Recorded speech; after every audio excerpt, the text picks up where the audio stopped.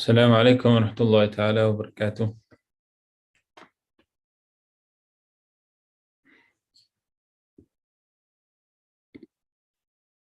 بسم الله الرحمن الرحيم. الحمد لله رب العالمين، العاقبة للمتقين والجنة للموحدين ولا عدوان إلا على الظالمين، والصلاة والسلام على أشرف الأنبياء وإمام المرسلين سيدنا ونبينا ومولانا محمد صلى الله عليه وسلم وعلى آله وصحبه أجمعين. سبحانك لا علم لنا إلا ما علمتنا إنك أنت العليم الحكيم. اللهم انفعنا بما علمتنا وعلمنا ما ينفعنا وزدنا علما.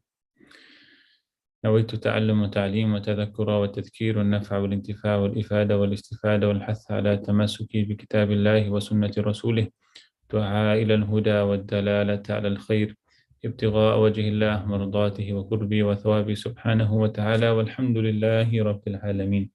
Assalamu alaikum wa rahmatullahi ta'ala wa barakatuh. Alhamdulillah, we praise and thank Allah subhanahu wa ta'ala for allowing us to witness the blessed month of Ramadan. Before that, even we thank and praise Allah subhanahu wa ta'ala for the gift of Iman. We praise and thank Allah subhanahu wa ta'ala for this great blessing and for making us of the Ummah of the Prophet Muhammad sallallahu alayhi wa alihi wa sahbihi wa sallam. And one of the greatest ways to show gratitude is of three stages. The first level of gratitude is to really feel deep down in your heart that Allah subhanahu wa ta'ala has favored you with this. So you feel a sense of gratitude in your heart and realizing that is purely out of the generosity of Allah subhanahu wa ta'ala that has favored us with these favors. The second level is to thank Allah subhanahu wa ta'ala with the tongue, like we are doing now, to say Alhamdulillah wa shukru lillah.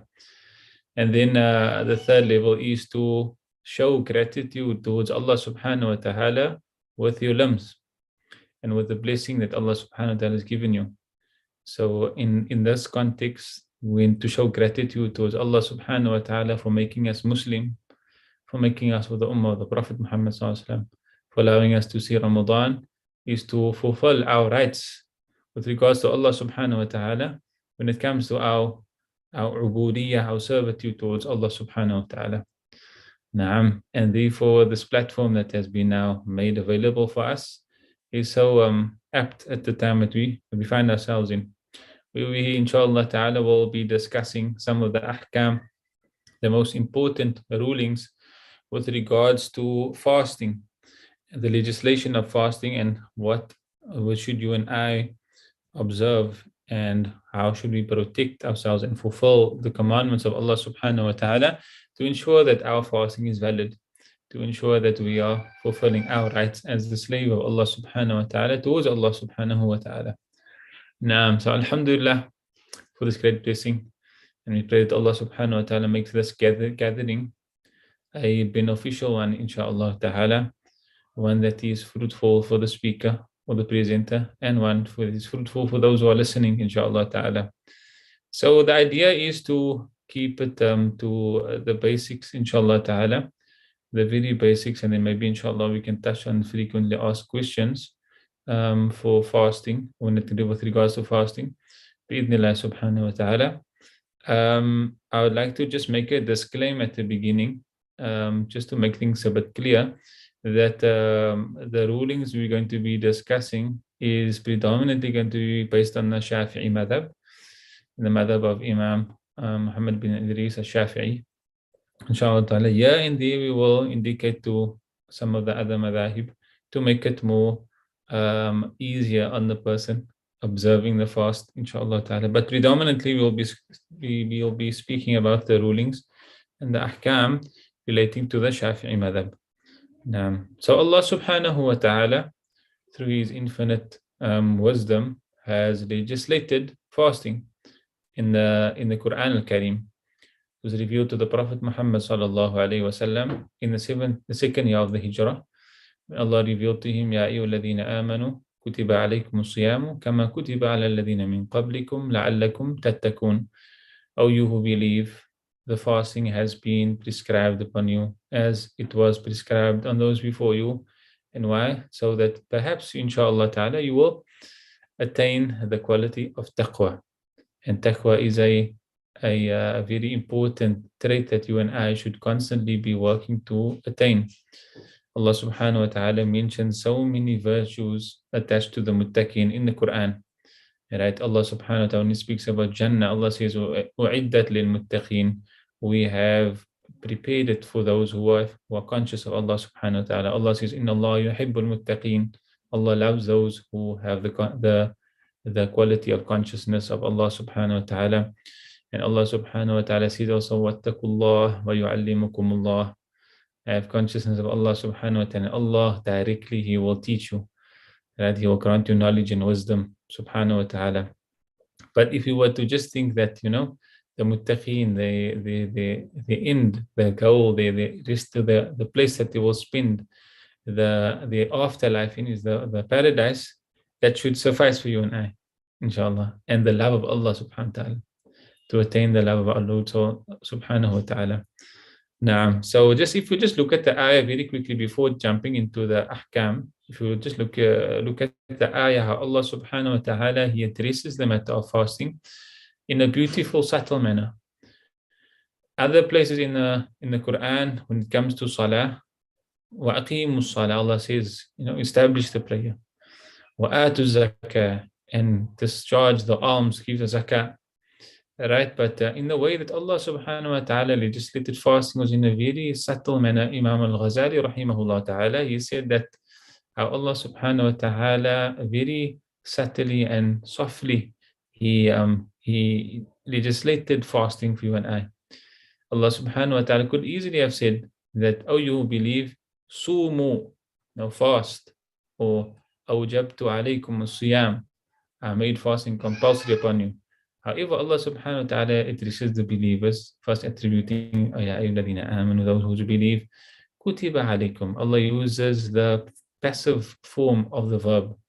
It was made, or it is made, kutiba alaykum, it's made, or it is, made compulsory upon you. Kama kutiba ala alladhina min qablikum, as it was made compulsory on those prescribed or those before you. So Allah is saying, it's as if Allah is saying, like, if you feel like this is heavy upon you, if you feel like it's something that is too hard for you or too difficult for you to endure, then those who came before you, they also had fasting. And then Allah subhanahu wa ta'ala, then He gives one of the reasons, one of the main reasons why we, fulfill the integral of fasting is to attain this quality of taqwa. Now, so Allah addresses us very subtly. And if we really look at it, it's a gift from Allah subhanahu wa ta'ala. The son of our teacher, Sayyid Hamid bin Umar bin Hafid, one of the wisdoms, he said that, when Allah subhanahu wa ta'ala, He asks you, He prescribes something upon us. He requests something also, orders us to do something. And then we shouldn't ask questions. The natural answer of a believer shouldn't be like, "Why does Allah want me to do this?" Or "Why should we do this? What is the wisdom behind it?" The natural answer or the reply of a believer in Allah subhanahu wa ta'ala should be that Allah is desiring this from me, so I'm going to fulfill it because Allah is asking it from me. I am the slave of Allah subhanahu wa ta'ala, and my elevation is through worshipping and obeying Allah subhanahu wa ta'ala. However, if you were to look at some of the secrets and wisdoms why it was legislated, and then Allah subhanahu wa ta'ala, we could possibly look in, He mentioned that Allah subhanahu throughout the year, our bodies are made up of two components, right? The physical component and the spiritual component, right? Your soul and your physical body. Now, so the physical body is what we're looking after through every day throughout the year. We're feeding it food any time of the day. We sleep when we want to sleep, fulfill its desires, conjugal relations, whatever the case may be, right? So, and then we forget about our soul, right? We forget about our soul that is sometimes also in need. Like the body has requirements and needs, the soul also has needs and requirements that needs to be fulfilled. So when the time comes for fasting the month, as if Allah subhanahu wa ta'ala has legislated this month now for us to take out specific time to focus on our souls. A large portion of the day We're not feeding our physical body. We're not focusing on our physical body. We have already made up our minds that we're putting, eating aside, putting drinking aside, fulfilling any desires that we have that will break the fast. And we're focusing on the soul, the enlightenment of the soul, the illumination of the soul. Now, so it's a beautiful opportunity. Now, but like this, maybe this as a prelude to our discussion.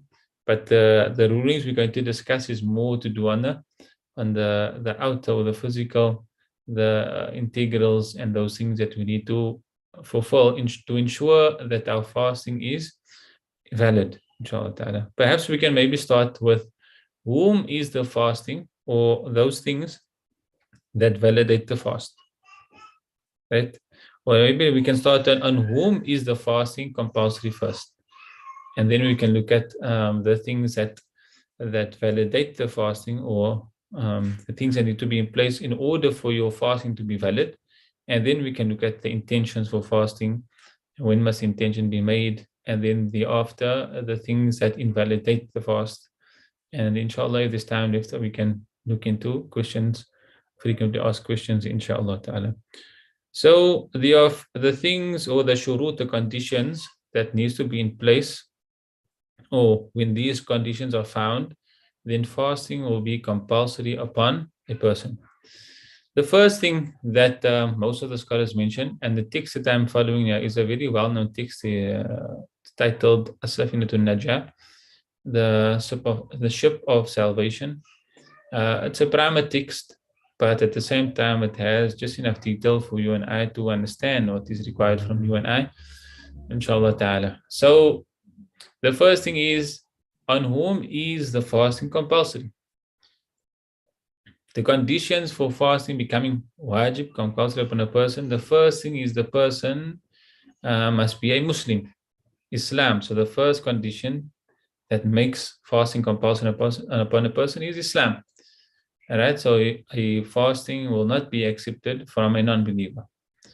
Even though outwardly he might be abstaining from fasting and all those things that nullifies the fasting, it won't be considered fasting in a specific manner as we know it in Sharia. He will never be able to fulfill that compulsory act of fasting if the person is not a Muslim.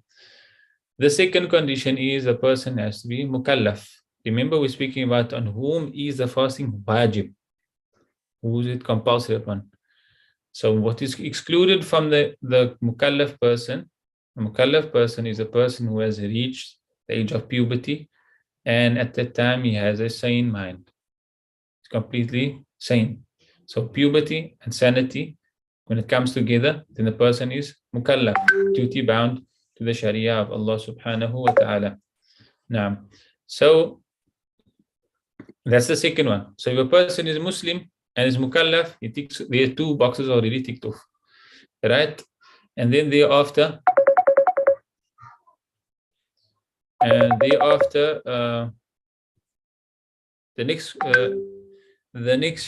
shout that needs to be in place for the person for fasting to be compulsory upon the person is he has to have yutaqa, meaning he must have the capacity to fast, the ability to fast. Meaning that what is excluded from this person is a person of old age, right? A person of old age is not required to fast. He does not have the physical ability to fast, right? A person that is also excluded from this person can either be due to a physical inability that is not compulsory upon him, or an inability from the Sharia. What do we mean when we say a physical inability? A physical inability is like the example I mentioned now. A physical inability would be a person of old age. He's unable due to his old age. It's a physical inability. The other inability we're speaking about is a Sharia, from the Sharia perspective, from Islamic legal, from Islamically, the person that has, female that has haid.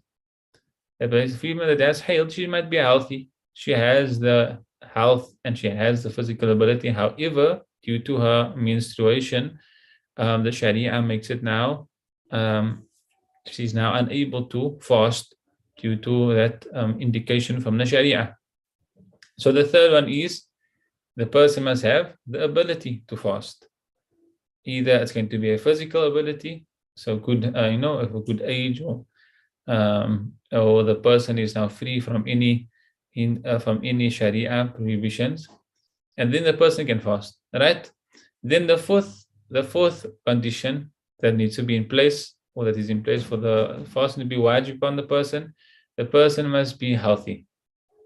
And what is excluded here, generally what's excluded from here is a person that has an illness, that the person does not,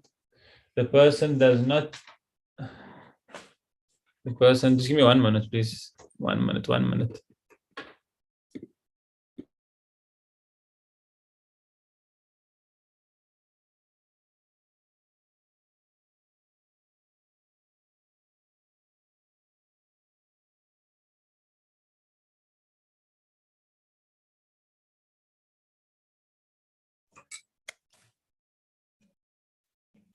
Sorry for the interruption. So when you say the fourth integral and it must be in place is the person must be healthy. Right? The person must be healthy. And what is excluded from a person that is suffering from an illness, the person is suffering from an illness that he has hope that it will be cured. All right. A person that has an illness that he has hope it will be cured. However, if you were to fast, the illness would get worse.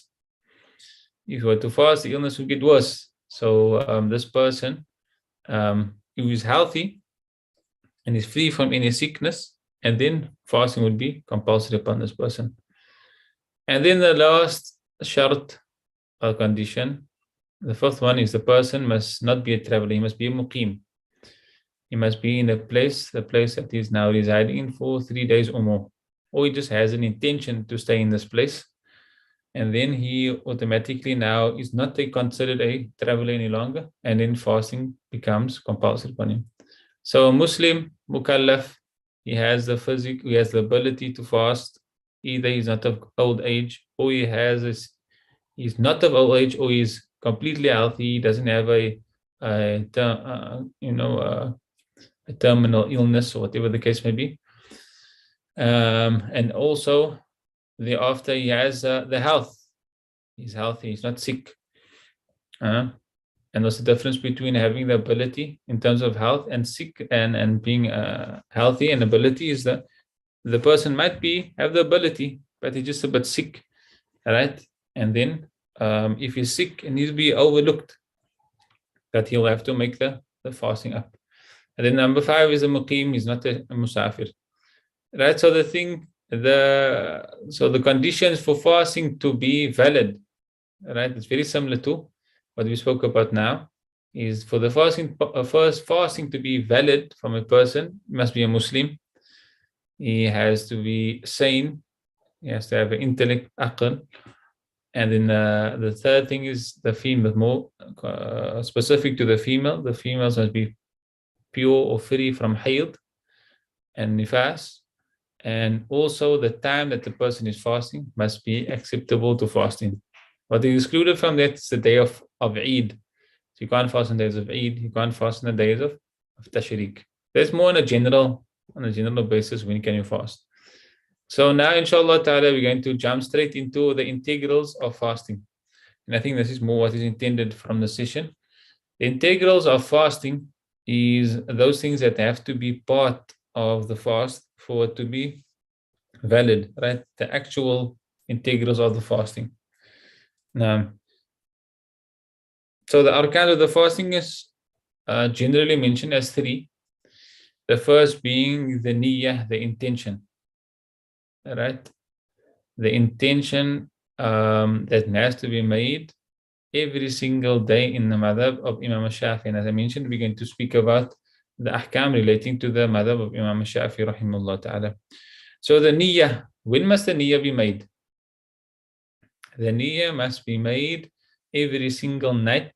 And what is considered evening or night here? From the sunset from the time of sunset, Maghrib time, until the true dawn sets in at Fajr. So any time during that period, the niyyah must be made. The niyyah must be made during that period.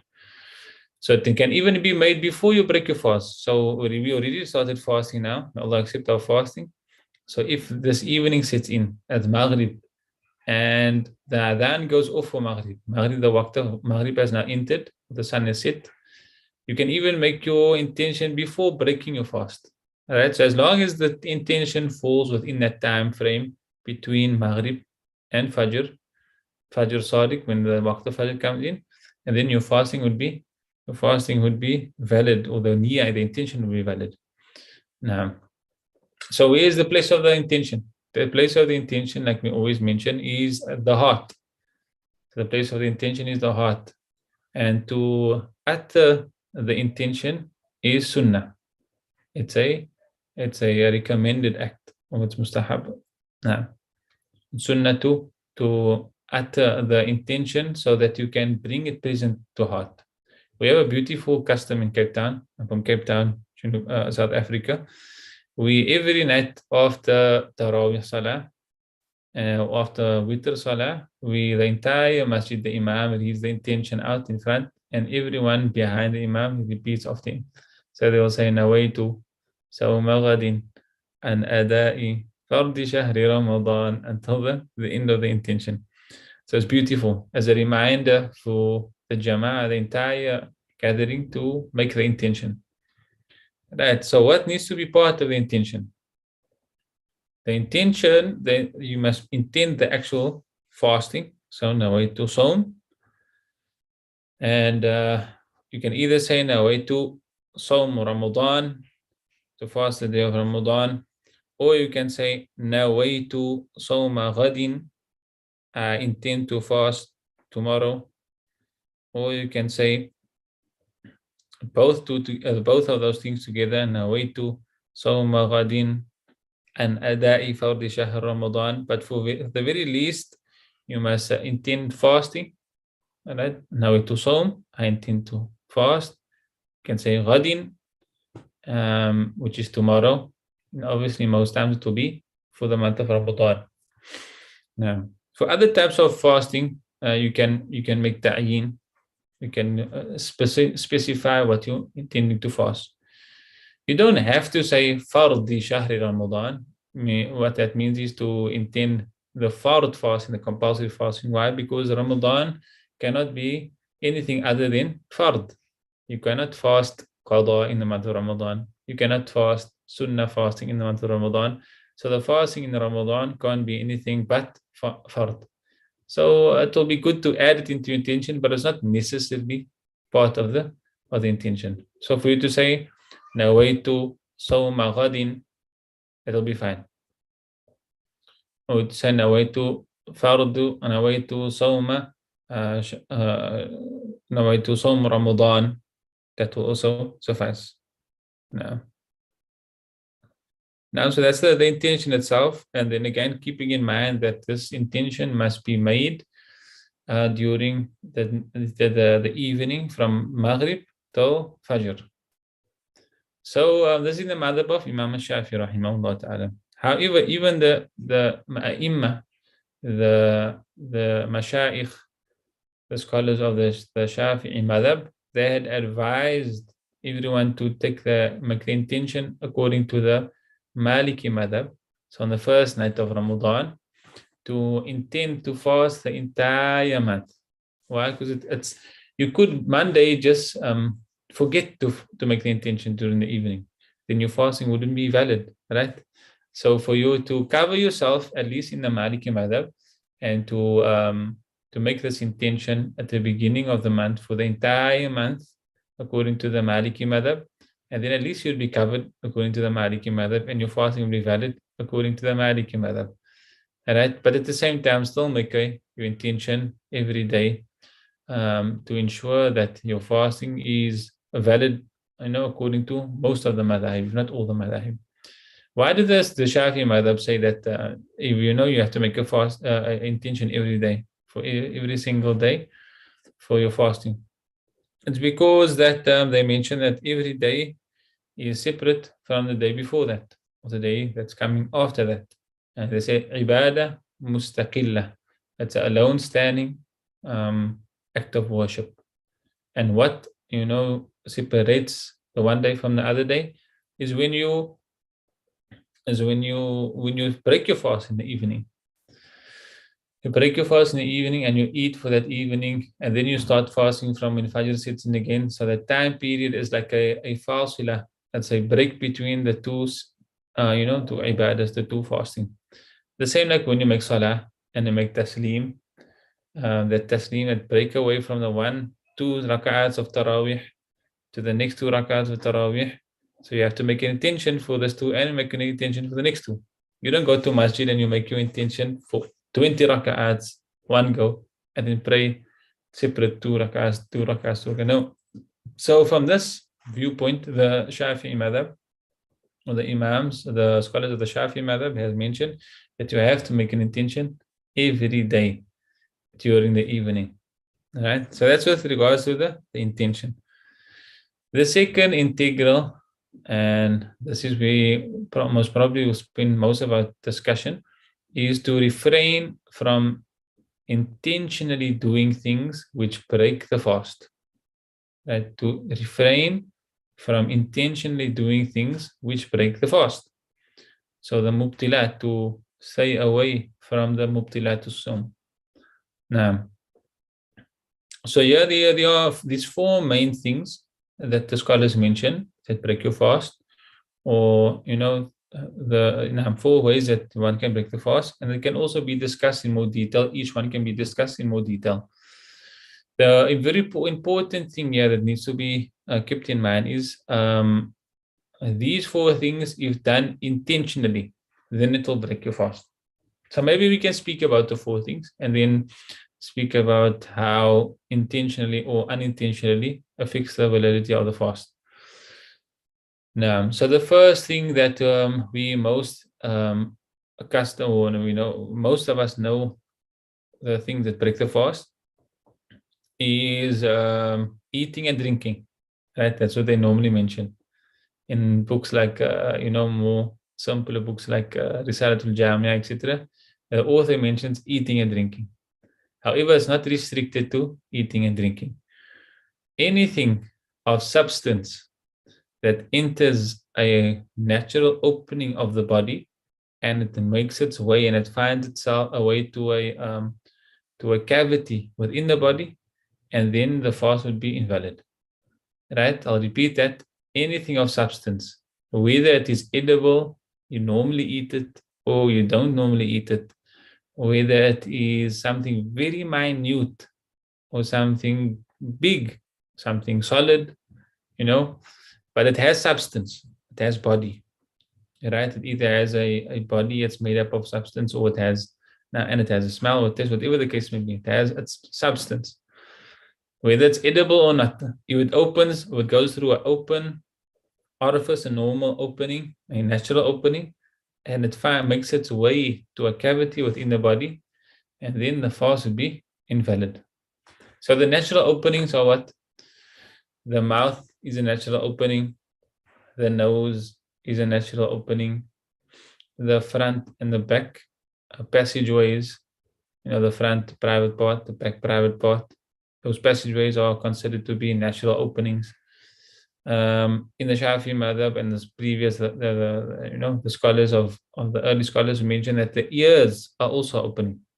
That, however, nowadays doctors have mentioned that the ears is not really considered an opening. I think Imam al-Ghazali rahimahullah ta'ala was also the opinion that the ears is not the opening. Why? Because the eardrum is there.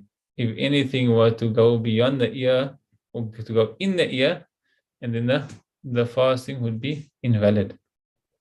However, let's just take it as or rather if for something to pierce or to go in the ear, to have to pierce the eardrum, which would be intensely painful. Right, so let's just take it that the ear is an opening, and we'll speak about it in more detail, inshallah ta'ala.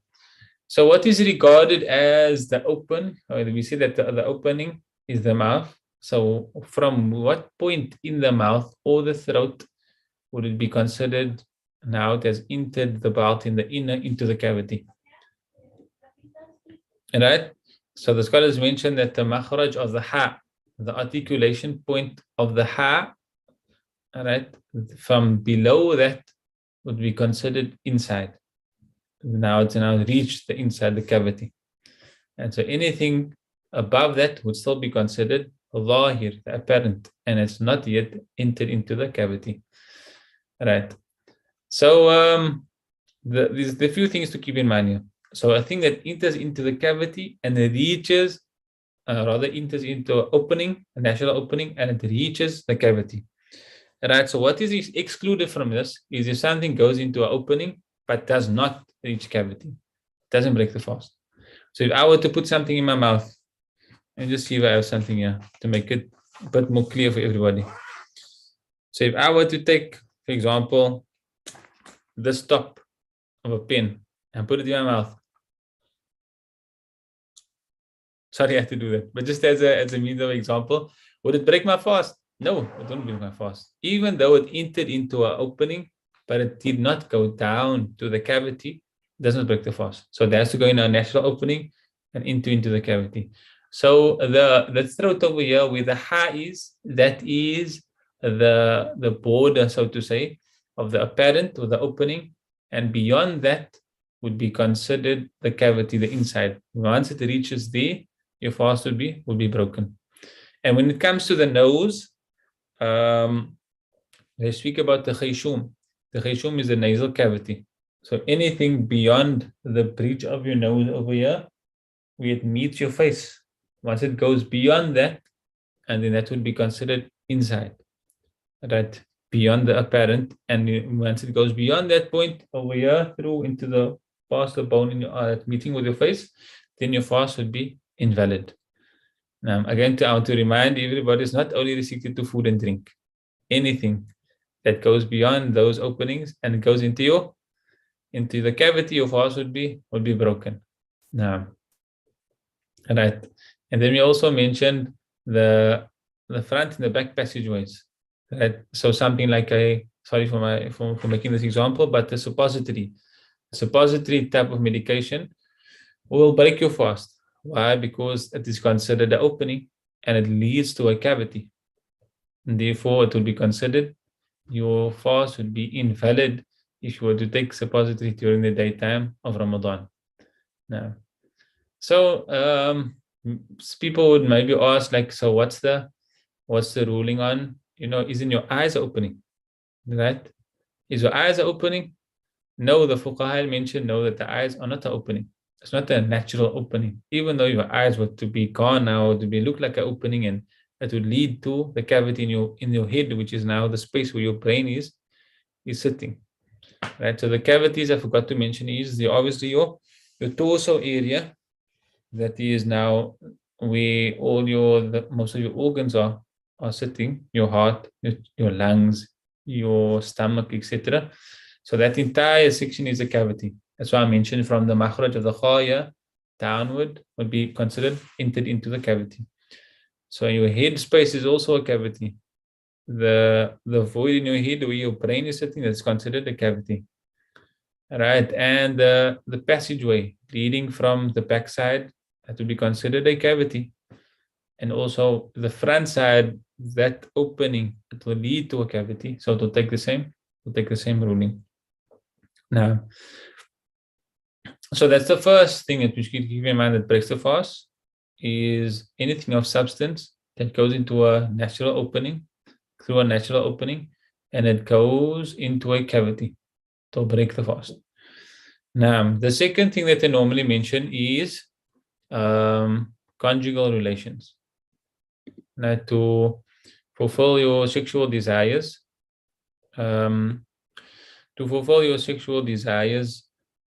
with your partner, or even without your partner, Allah protect us, whether it is a halal form of conjugal relations or a non-halal form of conjugal relations, it will break your fast. So Now, when you um, these the more details, the details with regard to this masala is discussed in those things that necessitate the ghusl. Why am I mentioning this now is because they normally mention that jima, conjugal relations, tam, but what I mean by tam, a complete, conjugal relation interaction with your wife, is it doesn't necessarily mean that the man climaxes or the female climaxes or he ejaculates. Sorry for my not for being very explicit, or she, reaches her climax or so. Just the degree that necessitates your ghusl. If the male organ enters into the female organ to the degree that it now makes ghusl wajib upon her and it makes wajib upon him, and this will be considered jima, conjugal relations, and it will invalidate both their fasting. The fasting of the male and the fasting of the female. Obviously, this is with regards to the fasting during the day. Allah subhanahu wa ta'ala said it is halal to do these type of things during the evening. أُحِلَّ لَكُمْ لَيْلَةَ الصِّيَامِ الرَّفَثُ إِلَى نِسَائِكُمْ, Allah said in the Quran. So during the day it is to invalidate the fasting. Now, so the degree to it will invalid or be make ghusl compulsory upon the person, and then that will invalidate the fast, whether they whether he climaxed or not, whether ejaculated or not. That's not the yardstick over there. So sorry for the detail. I feel like I must maybe just mention it again. The head of the male organ, when it disappears in the female organ, that now makes ghusl wajib upon him, and it makes ghusl wajib upon her. It goes beyond the area that she normally needs to wash when when she relieves herself, and then that would necessitate ghusl for her, and it will be considered jima, and that will invalidate the fasting. Now, and when a person invalidates his fasting on this basis or through this means, conjugal relations, there are a few things that he has to fulfill. I feel it's maybe important to mention this over here. The first thing is that he's sinful in breaking his fast. The second thing is that he has to make qada, right? The third thing is, and she has to make qada. The third thing is that he has to pay a kafara udma, the major expiation.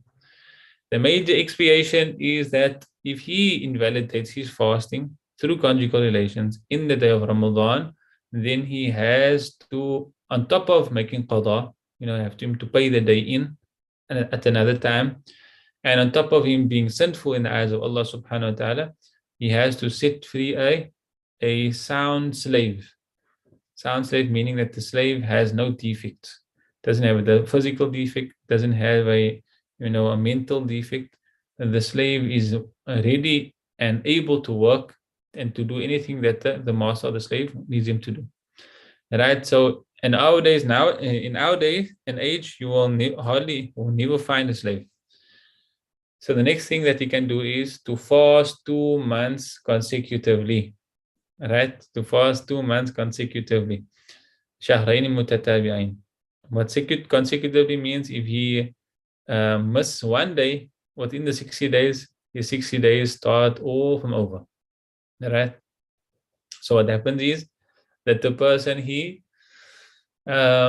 fasts maybe 1, 2, 3, 10 days, 15 days, 20 days, come to the 30th day, and day 31 he's supposed to fast, he breaks his fast. That's not suffice. He has to now start the 60 days all from over.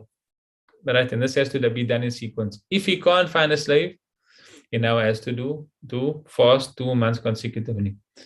If he's not able to fast 2 months consecutively, maybe from the word go, he wasn't able to fast, he has a chronic illness, or he's of old age, whatever the case may be, and then he needs to feed 60 people, every person about a mud of the staple food. So he has to feed 60 people the staple food, the amount of a mud each person he has to give a mud.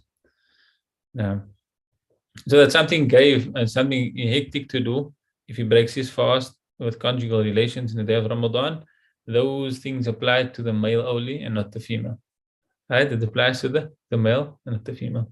This discussion is all built on the fact that the fasting is invalid or is made invalid via conjugal relations. Right? Now that's the second thing. The third thing that invalidates the fast is istimna. In the Arabic language, I say istimna. Istimna is you cause yourself, you bring yourself to ejaculate. Right?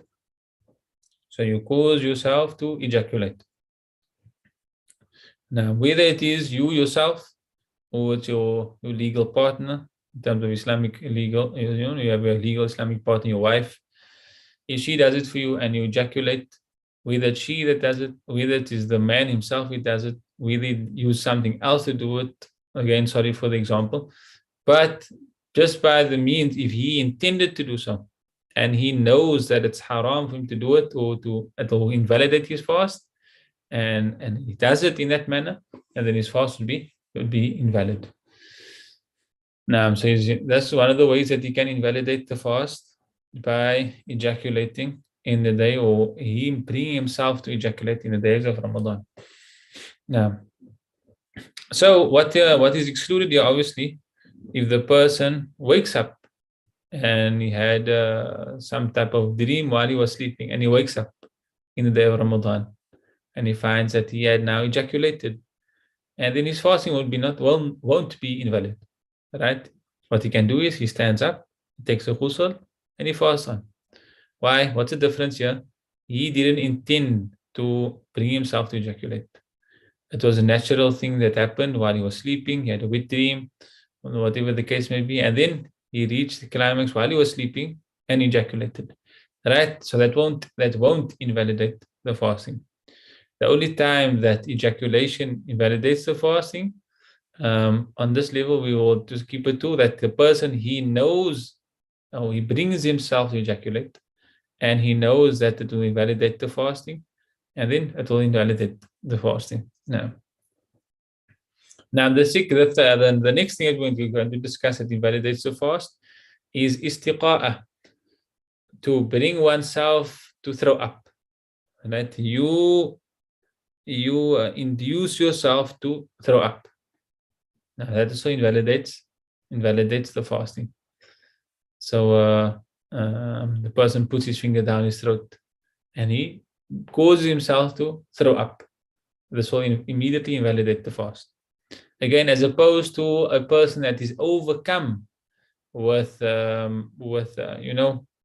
himself, he's forced to throw up. Maybe ate something that caused his stomach to be unsettled, or he's sick for some reason. So the person now, he throws up, and due to that throwing up, I won't invalidate the fast, because he did not choose to do that. He didn't bring himself to throw up. However, he needs to be very careful in the situation.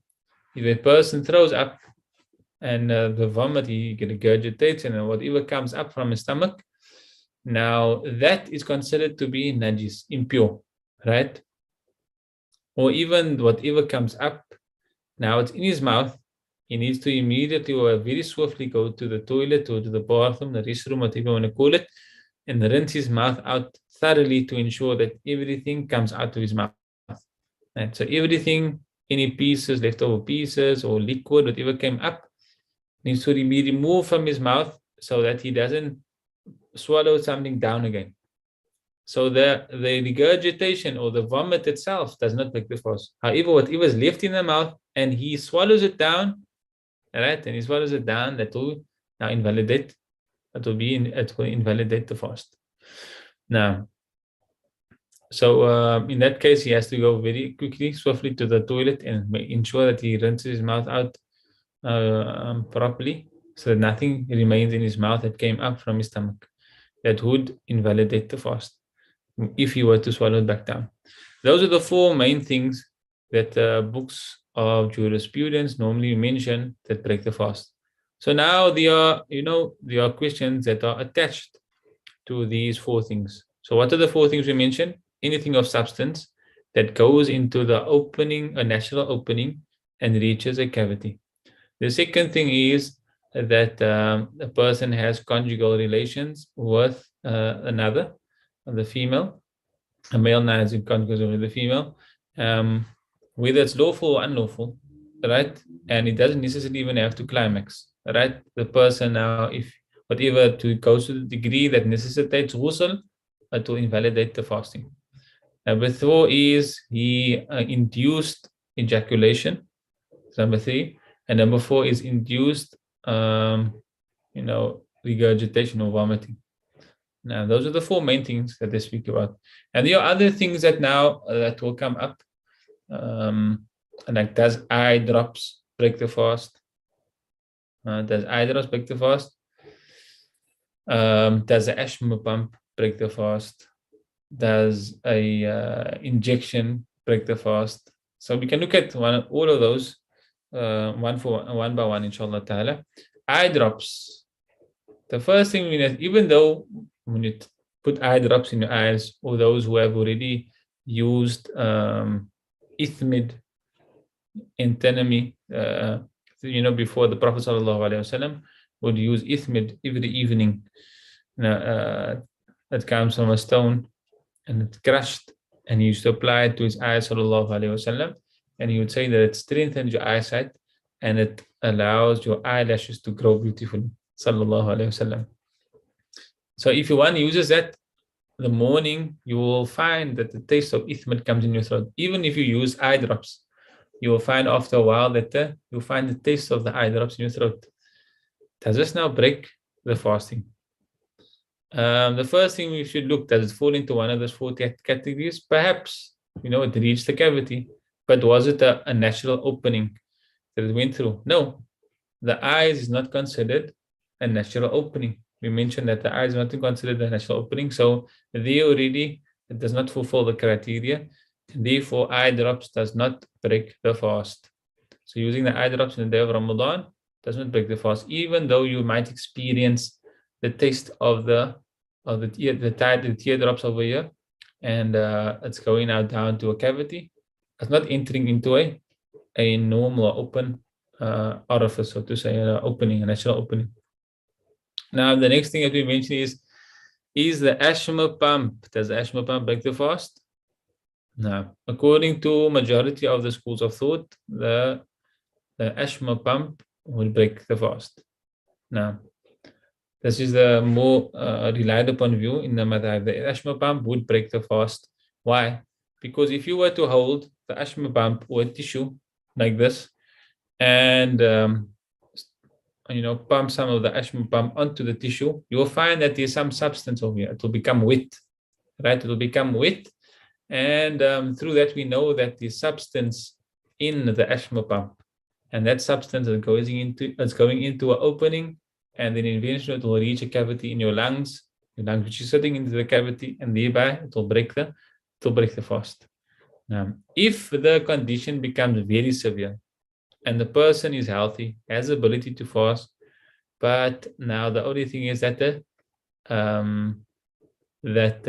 he needs to take an asthma pump once, then he can speak to a local scholar. There are other views, that he could adopt in his specific case. However, in a general case, if a person doesn't really need it, then he should abstain, because it will break the fast according to majority of the four schools of thought. Now, then the next thing that we mentioned also, that's also frequently asked, is injections. Does the injection break the fast? Now, so the scholars, my teachers, and majority was located in the Hadramaut Valley. They make a difference between the injections. Is the injection used for nutritional purposes or not? Right? Like what? You might be thinking, like what? Maybe like a drip, a needle goes into your skin, and that would be considered almost like a type of injection. Or other types of injection that is used for nutrition. In that case, they would say that it would invalidate the fast, right? However, there are now more scholars in the Shafee madhab, the likes of Dr. Muhammad Hassan Hitu, and others like Shaykh Nuha Kala that mention that any type of injection does not break the fast, especially if it is the injection is given into a muscle that does not lead into a cavity. Maybe you're taking the injection into your arm. So your arm is not a cavity, right? The solid tissue, muscle. Same thing if it's given into your thigh, so leading to a cavity. So they in all they take the opinion that no injection breaks the fast.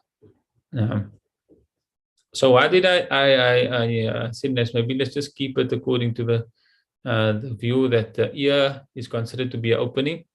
Why? Because the scholars mentioned to use an earbud, right? So beyond what is apparent in your ear. So if you were to look at my ear over here, what is apparent now from the outside, if you were to look at it, that would be considered the outer, the zahir. And anything beyond that would be considered batin. And the understanding is it doesn't even need to pierce the earbud, the eardrum. So why am I mentioning this now? They say if you were to take a earbud and put it in your ear and clean your ear in the day of Ramadan, and then this would be considered to be, according to the relied upon view in the Shafee madhab, will break your fast. However, the scholars mention that it does not lead to a cavity, it's not a natural opening, and then on that view, your fast would not be broken. I see there's some questions here. Maybe we can check the questions before we go a bit further, inshallah. Assalamu alaikum. Will Shaykh also give Hanafi rulings, please? I'm going to be very honest with you. I'm not very well versed in the Hanafi madhab. I'm not very well versed in the Hanafi madhab. So I'd rather not answer according to the Hanafi madhab. Assalamu alaikum, Shaykh. After iftar during the day, during the day we need to make wudu as we are fasting. Should we still rinse our mouth, or can that step be omitted so that we know water goes into the mouth?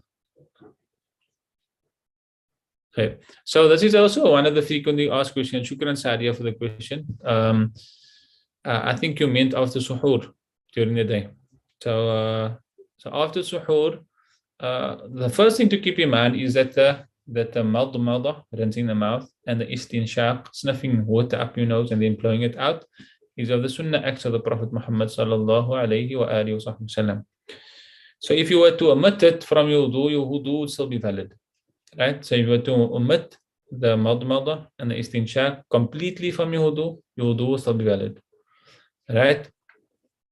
However, it's a sunnah of the Prophet sallallahu alayhi wa sallam, and we should try and uphold the sunnah of the Prophet Muhammad sallallahu alaihi wasallam. So there is quite a bit of detail in when it comes to the rinsing of the mouth and the rinsing of the nose, or sniffing up the water in the nose. To keep it as simple as possible, if you like to fulfill the sunnah of rinsing the mouth and sniffing the water up the nose and then blowing it out again, and then the first thing that you should stay away from is to be excessive.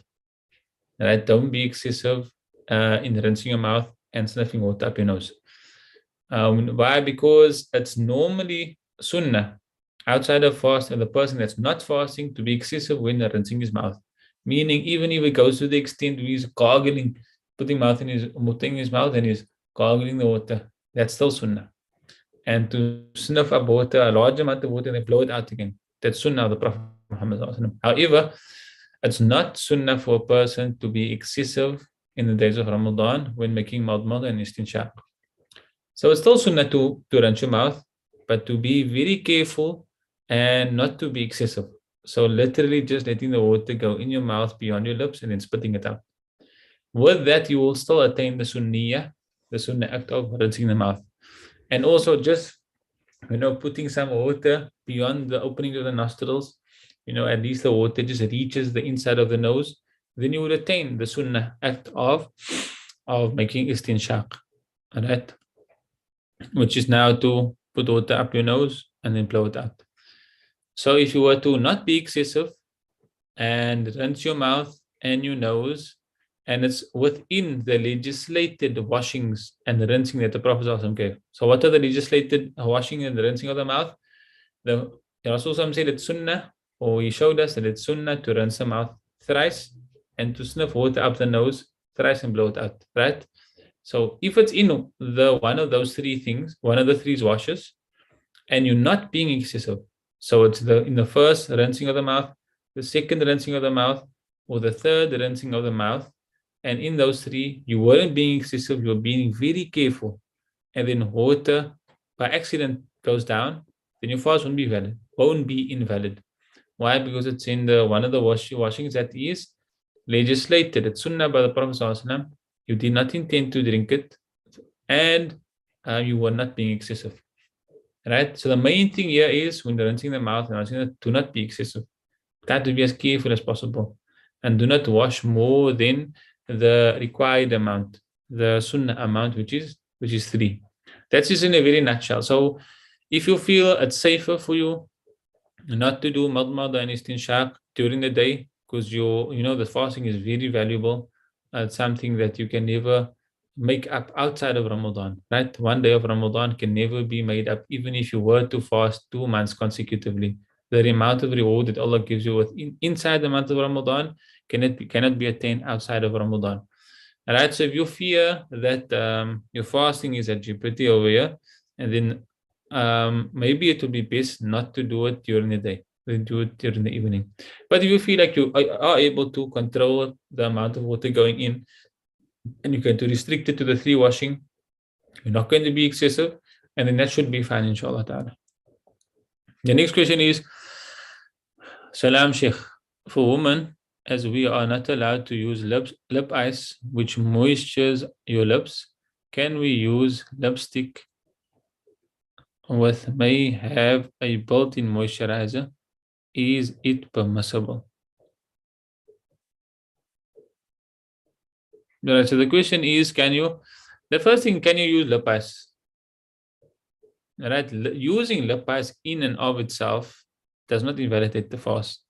Why they normally mention to abstain from using lip ice is because the substance, you're putting it on your lips, and the likelihood of you licking your lips or that reaching into your mouth, mixing with your saliva, and then going down a cavity or going down to the cavity is highly likely, it's most likely going to happen.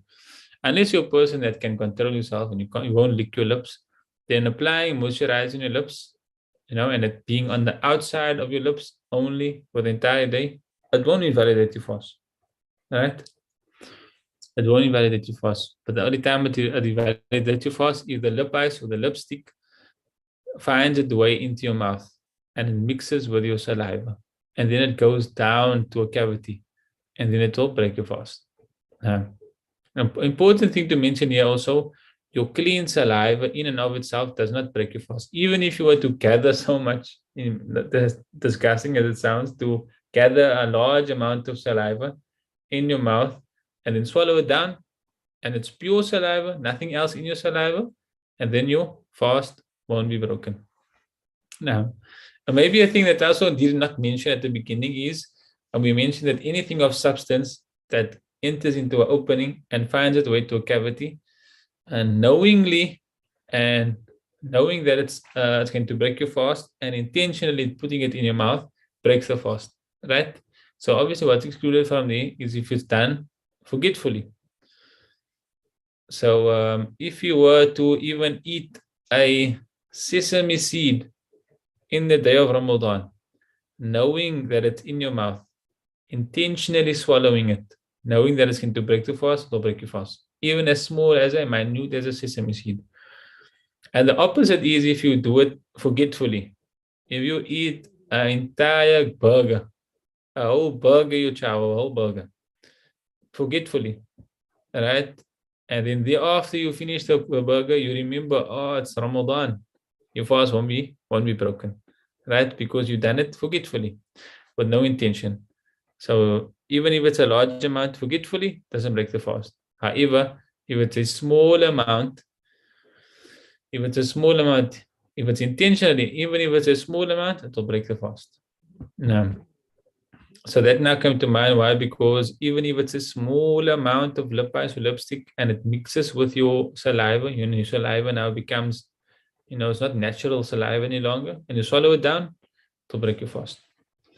Now, to the next. So the lip balm and lipstick won't be any different to the other, right? The main thing is it mustn't reach your mouth and swallow it down.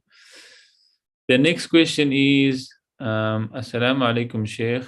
Is it necessary to make the intention to fast verbally in English and Arabic, or can the niyyah be made in mind, like thought, each night? No, I think I mentioned this already. Sorry, I only saw your question now. That the intention, the place of the intention is at heart, right? Intention is at heart. So if you have the intention at heart, I intend to fast the fasting of Ramadan tomorrow at heart, even if you don't utter it, and you're present at heart during the time of between Maghrib and Fajr, and then your fasting would be valid. Now, your fasting would be valid. It's only sunnah to make talaffuz of the niyyah. And this applies to any type of ibadah. It applies to your salah, it applies to your wudu. The place of the intention is at heart. Inna Allah la yanduru ila ajsadikum wa la ila suwarikum. Allah does not look at your form or your clothing or your outer appearance. Bal yanduru ila kulubikum. Allah subhanahu wa ta'ala gazes at your heart. So that's where Allah is checking the heart. Now, let me just check. I think he has this on the chat on Zoom. Assalamu alaikum wa rahmatullahi wa barakatuh. Okay, so is there no other questions?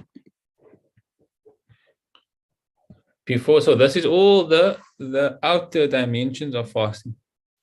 And we try to keep it as basic as possible. There are more intricate type of rulings and scenarios we can look at, but these are the main discussions that they have with regards to the outward dimensions of fasting. Now, so the very important thing we need to keep in mind is also the inner dimension of fasting. Now, the inner dimension of fasting is very important as well, because the inner dimension of fasting will determine how much reward we walk away with regard with our fasting or for our fasting. What we're speaking about now, the outer dimensions of fasting, is to ensure that we fulfill the compulsory requirement from Allah subhanahu wa ta'ala. Right? The inner dimensions of the fasting is now more how much of the reward of that fasting will we retain and take home with us. And maybe we can just discuss one hadith of the Prophet Muhammad sallallahu alayhi wa alihi wa sahbihi wa sallam, where Rasul sallallahu alayhi wa sallam said, "Khamsun yufattirna as-sa'im."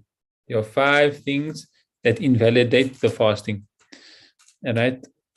And when he says yufattirna, it doesn't mean literally invalidates.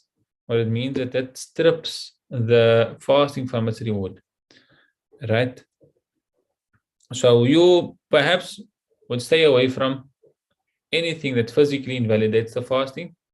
However, you might do something else. Then you fulfill the command of Allah. However, your reward is less. Right? Okay, before we go, there's another question here. Assalamu alaikum, Shaykh. This is a quick question. If I massage my wife on her shoulders, a light shoulder massage, but my hands is touching her neck, is it validated or invalid? No, this does not break the fast. Right? This does not break the fast. Touching your wife or even massaging your wife does not break the fast. Right? No.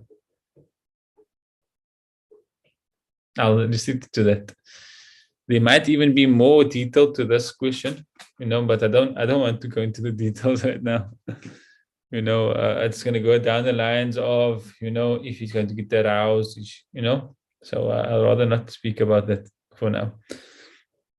Now, so we were speaking about this. Any other questions? You can post your questions, and if I find it, and then I'll answer, inshallah ta'ala.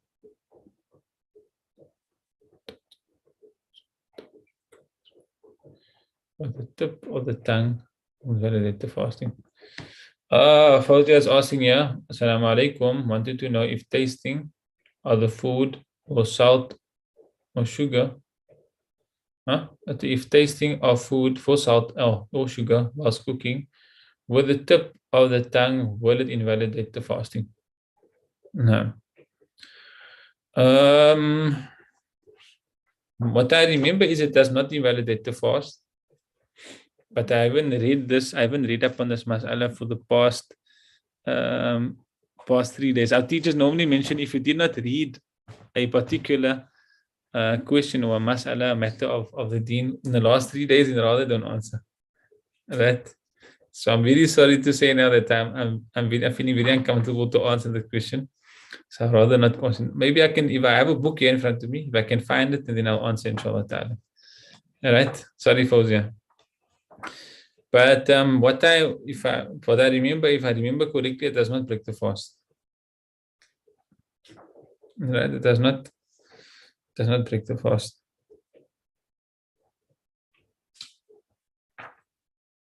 No.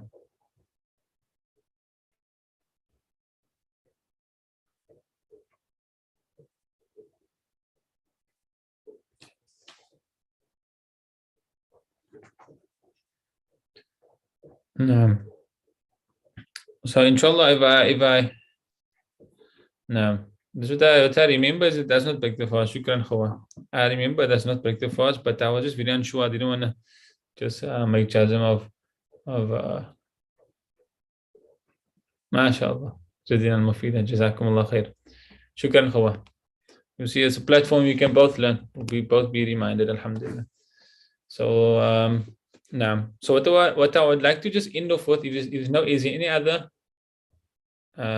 there any other questions before we go on to the inner dimensions and speaking about retaining some reward from our fasting?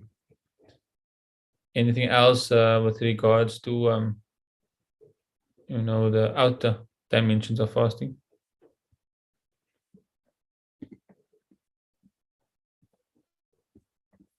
Khair. Now, so the inner dimensions, I'm going to quote one hadith of the Prophet Muhammad sallallahu alaihi wasallam. He said, there's 5 things that invalidates or strips the reward of the fasting. The first thing that Rasul sallallahu alaihi wasallam mentioned is al-kadhib. So to lie. Lying strips your reward or the reward of your fasting, and you will walk away with very little to nothing of the reward. Right? So Rasul said that some people they won't attain anything from fasting except atash wal ju' or ju' wal atash. They won't attain anything from the fasting except for hunger and thirst. Right? Why? Because they did not protect the eyes, or they did not protect their hands or the body parts. Okay, there's one more question here. I'm insulin dependent and try every day to fast. Can I fast until my levels drop to a level where I can have to eat, or do I have to rather not fast at all? I think it will differ from person to person. Eh? If you feel like you have the ability to fast, and then I'll suggest then fast. Maybe discuss with your doctor. Every case of diabetes will differ from the one to the next. So if your doctor sees that you are able to do so, and then do so, but just monitor your sugar levels while fasting. Now, but if you feel like it's going to now cause you harm, it's going to cause you to fall sick, it's going to cause you to maybe fall into go unconscious, whatever the case may be, it's going to cause harm to your body, and then it will be better for you to break your fast. Now, but again, it will differ from case to case. If you feel like you can do nowadays, if the days are maybe not too long, or if you have a good breakfast in the morning, and with that you can fast, and then fast if you're able to do so, and then monitor yourself. But again, however, if you feel like it's going to cause you harm, or it's going to bring upon harm, and then it's best not to fast. Now, so speaking about in the dimensions of fasting, so one of the things that strip your fasting from reward is lying, right? Not protecting your tongue from speaking things that are untrue. The next thing is a very famous one is al-ghiba, backbiting the next person, right? And this is so widespread nowadays. Subhanallah, may Allah protect us.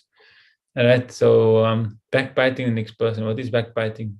You're mentioning something about the next person. If he were to hear it, he would dislike it, even if it's true. Many times nowadays we justify what we're saying. We say that it's a. We'll say something and say no, but it's the truth. Then we say it's the truth. We justify it like that.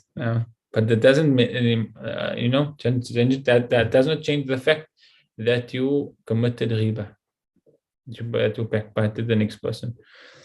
Right. The next thing that also strips you the reward from fasting is an-namima. An-namima is carrying tales, like you're causing mischief between two people. You go to the one person, you say that he said so and so about you, and then you go to the next person, you say, for example, you have Zaid and you have Amr. You go to Amr and you say, Amr, Zaid said this about you. And then you go to Amr and you go to Zaid rather, and you say, Amr said this about you. So you cause distress or dislike between the two people, right? Cause problems between the two people. That also strips you your reward from your fasting. The next thing also that Rasulullah mentioned is what وَالْيَمِينُ بِالْكَاذِبِ. You take a false oath. Right? Something that is untrue. You take an oath. This also happens a lot nowadays. Wallahi, by Allah, this happened. It did not happen. Right? Wallahi, I put this on the table or whatever. Wallahi, I went to eat today. You take an oath, right? By something that is untrue.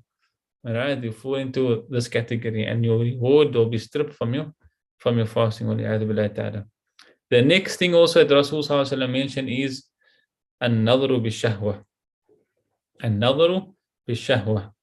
Gazing upon something with desire. All right? And generally, this is from the one gender to the next gender. Right? Because the natural disposition of a person is to desire the next or the opposite gender. But it's not restricted to this. Right? Even if a male were to look at another male with desire, it will still praise the order of fasting. Again, we're not saying that it will cause his fasting to be invalid. No, he will still fulfill the command of Allah subhanahu wa ta'ala, meaning that he won't be qada'yun, have to make the day up if he did not break his fast with one of the other means that we spoke about. However, if he were now to gaze upon something with desire, even if it's a male looking at another male, or female looking at another female, or a male looking at a female, or a female looking at a male desirously with desire, it will strip his reward from his fasting, and he will not attain anything from his fasting except hunger and thirst, like the Prophet Muhammad sallallahu alaihi wasallam says. The beautiful thing about the gaze, unlawful gaze, is the Rasul sallallahu alaihi wasallam said that the unlawful gaze is a sahmun masmumun min siham shaitan. It's a poisonous arrow from one of the arrows of shaitan. And how a poisonous arrow, if a poisonous arrow were to enter into your body, it will be painful, number one. Number two is that the poison will now take over your body. Eventually, it will go into your bloodstream and it will attack your body, and you eventually will die, right? Slowly. So Rasulullah is saying that gaze, that unlawful gaze, that you look at something that you're not supposed to look at, or you look at something with desire, it's like that arrow. It has an effect on your heart, and then eventually it will have a long-lasting effect on your soul and your spiritual growth. If you do not make tawbah and you do not remove it, right? However, in that same hadith, Rasulullah said that, but however, if he perhaps looks a gaze at something that he's not supposed to gaze at, and immediately he turns away, right? So this might happen. It happens often. Your eyes fall on something you're not supposed to look at, but you realize it happened by mistake, or something you're not supposed to look at this thing, and you immediately turn away. Then Rasulullah said that he will now replace that gaze with Allah subhanahu wa ta'ala, replace it with the sweetness of Iman in your heart that you never experienced before. All right. So if you were to make the effort and your eyes fall on something that you're not supposed to look at, and immediately you turn away, knowing that Allah subhanahu wa ta'ala is watching you.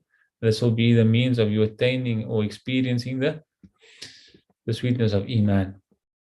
I just very touched on very briefly on those things that the main things we should protect ourselves from. So protect your eyes from looking at haram.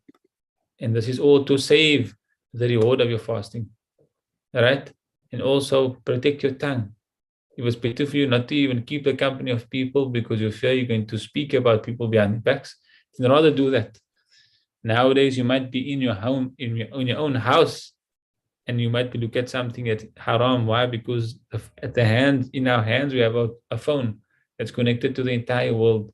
You can connect to anything at any time. And it's so easy for your eyes to fall into haram. So protect yourself.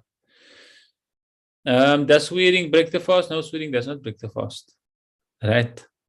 Swearing does not invalidate the fast, but it could strip your reward from your fasting. Right? Because it's one of the sins of the tongue. Swearing at the next person, causing the person harm with your tongue. Right? So it does not invalidate the fast to the degree that now you have to make qada, no. But it could very well strip your reward from your fasting. Or lessen your reward of your fasting. Now, is there any other questions before we conclude, inshallah ta'ala?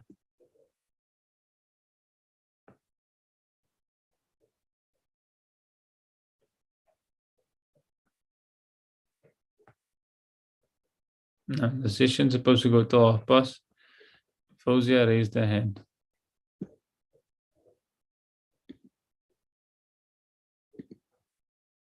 Bismillah.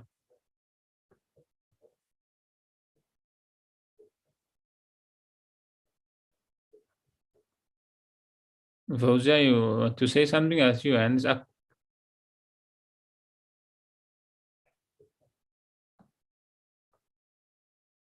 Oh, okay, no problem. So if there's no other questions, we'll conclude, inshallah ta'ala. The adhan of Asr is also going off now, so I would like to make my way to the masjid, inshallah ta'ala. Khair. Jazakumullah khair for everybody taking some time out to join the session. And it's very beneficial for myself also. And I pray that Allah subhanahu wa ta'ala gives everyone tawfiq to complete all the ibadah to the best of the ability. And Allah rewards everyone completely for all the fasting and the tarawih, the qiyam, the qira'at al-Quran, the tahajjud that they're making. And please remember us in your du'as, especially when you're at the time of iftar, when you break your fast, that's when the du'as are accepted by Allah subhanahu wa ta'ala. Allah subhanahu wa ta'ala sets free millions of necks in every day of the days of Ramadan, and more so at the time of iftar. So make dua for us and we'll do the same, inshallah ta'ala. Shaykh, just one more question. Shaykh, generally people send texts to ask forgiveness for whomever they may have wronged before Ramadan.